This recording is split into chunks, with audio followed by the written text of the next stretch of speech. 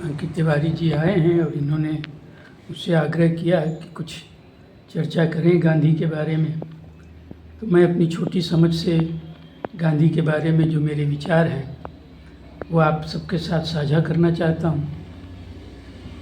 अब गांधी जी ने जब अफ्रीका में गए और उन्होंने संघर्ष किया एक रंगभेद के ख़िलाफ़, तो वो उनके सामने आ गई थी परिस्थितियाँ, और उन परिस्थितियों का सामना उन्होंने उस व्यक्तित्व के माध्यम से किया जिस व्यक्तित्व का उनका निर्माण हुआ था एक लंबे समय में, जिसमें सत्य है, अहिंसा है, सेवा है, ये सारे उनके व्यक्तित्व के गुण थे। और इसके आधार पर उन्होंने वहाँ लड़ाई खड़ी की और उसी में से सत्याग्रह का जन्म हुआ, उसी में से आश्रम पद्धति का निर्माण हुआ जिसमें कार्यकर्ता निर्माण का तरीका विकसित हुआ।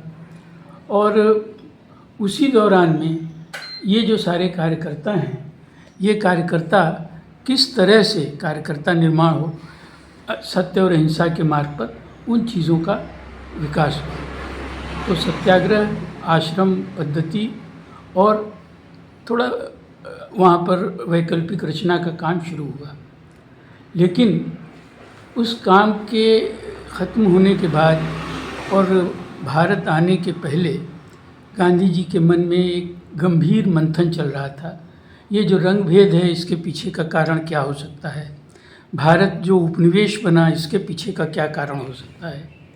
और तब उन्होंने जो वैश्विक उपनिवेशवाद है, ये क्यों आया है, इसको समझने की कोशिश की। इसको समझने की कोशिश में उन्होंने देखा कि इसके पीछे जो यूरोप में नई सभ्यता का विकास हुआ है उसके मूल्य हैं। जो नई सभ्यता है वो अपने आप को श्रेष्ठ समझती है, उसका अपना एक दम्भ है। तो उस सभ्यता के मूल में क्या है, उसके तात्विक आधार क्या हैं, उनको समझने की कोशिश की और एक विकल्प क्या हो सकता है उस दिशा में सोचना शुरू किया। इस सब के परिणाम स्वरूप एक पुस्तक का जन्म होता है जिसका नाम है हिंद स्वराज। यानी कि हिंद स्वराज वो पुस्तक है जो गांधी जी के विचारों का एक संकलित संग्रह है, और वो प्रकट करता है कि आने वाले समय में गांधी जी किस तरह से अपने कार्रवाई को करेंगे। और भारत आने के पहले वो उसके ऊपर एक दृढ़ मान्यता बना चुके थे और उसमें उनको अंतर्राष्ट्रीय समर्थन भी प्राप्त था। तो जो अब मैं इस बात को कह रहा हूँ कि जब उन्होंने ये देखा कि उपनिवेशवाद, रंगभेद, वैश्विक स्तर पर जो शोषण है, दोहन है, इसके पीछे जो यूरोपीय सभ्यता जिसका निर्माण 16वीं शताब्दी के बाद हुआ और ज़्यादा मजबूत तरीके से 1750 के बाद हुआ, उस सभ्यता के मूल में क्या था। तो गांधी जी ने ये पाया कि वो सभ्यता बाह्य जगत में विकास के लिए तो पूरी शक्ति लगा रही है, साइंस है, टेक्नोलॉजी है, बाहर की संस्थाएं हैं, व्यवस्थाएं हैं, लेकिन दूसरी ओर मनुष्य का जो अंतश्चेतना है, जो आत्मबल है, मनुष्य का जो आत्मिक विकास है, उससे ये पूरी तरह से कटी हुई है।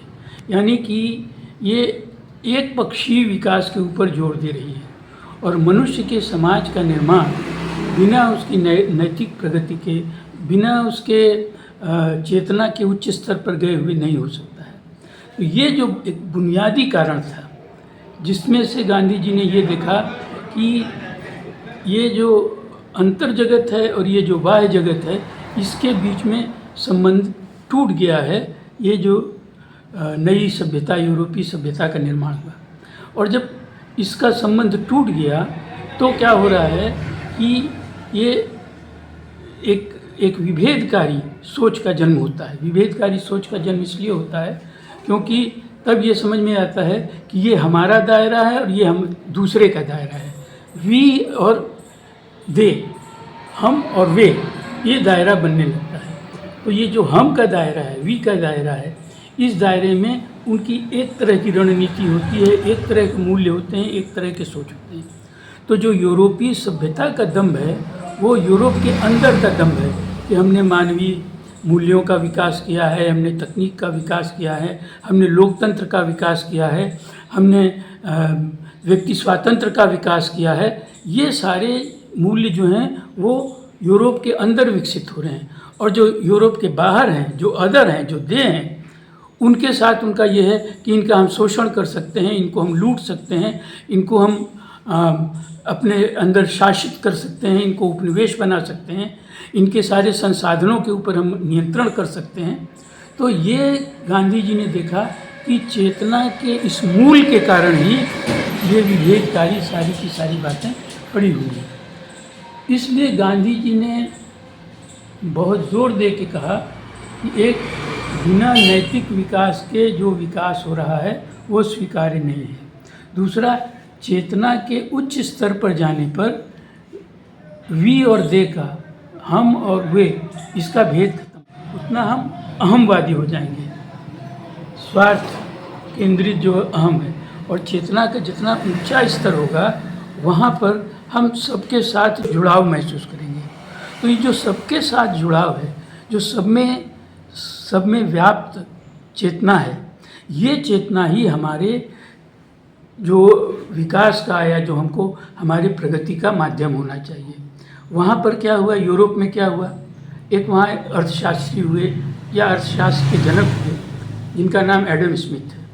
उन्होंने कहा कि सारे जो विकास के मूल में क्या है, सेल्फ इंटरेस्ट है, और इस सेल्फ इंटरेस्ट को संतुलन में कौन सी चीज़ लाती है, बाज़ार है। यानी कि अगर दुनिया में विकास करना है तो सारे लोगों को इस सेल्फ इंटरेस्ट के माध्यम से ही बढ़ना होगा।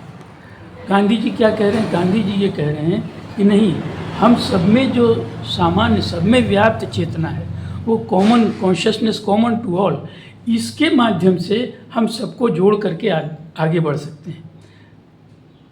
इस सोच का परिणाम ये है कि गांधी जी इस दिशा में जाते हैं, ये जो कॉन्शियसनेस कॉमन टू ऑल है, इसके माध्यम से एक समुदाय का निर्माण होता है। और ये जो सेल्फ इंटरेस्ट है, जो मार्केट के माध्यम से जिस प्रवृत्ति का संचालन होता है, ये सेल्फ इंटरेस्ट जो है ये समुदाय को नष्ट करने वाला है। इसी कारण से पूरी दुनिया में पूंजीवाद का जहाँ जहाँ विकास हुआ, वहाँ वहाँ तभी विकास हो सका जब उन्होंने समुदाय को नष्ट किया। जहाँ कहीं समुदाय को नष्ट नहीं कर सके, वहाँ पर पूंजीवाद का प्रवेश नहीं हो सका। तो दो बुनियादी चीज़ें हैं, एक अंतर जगत और बाह्य जगत के बीच की एकता। अंतर जगत का विकास भी जरूरी है और बाह्य जगत का भी विकास भी जरूरी है, गांधी जी ने ये कहा। दूसरी चीज़ जो कॉमन है, कॉन्शियसनेस कॉमन टू ऑल, सब में व्याप्त चेतना है, उसके आधार पर सामुदायिकता का विकास होगा। उसी आधार पर फिर जो है नई टेक्नोलॉजी का विकास होगा, नए विज्ञान का विकास होगा, नए समाज रचना का विकास होगा, तब विकल्प का विकास होगा। ये वो आधार हैं जिन आधार पर गांधी जी ने यूरोपीय आधुनिकता को भी चुनौती दी, पूंजीवाद को भी चुनौती दी, और इन्हीं को आधार बना करके उन्होंने एक वैकल्पिक समाज रचना का खाका भी रखा। धन्यवाद।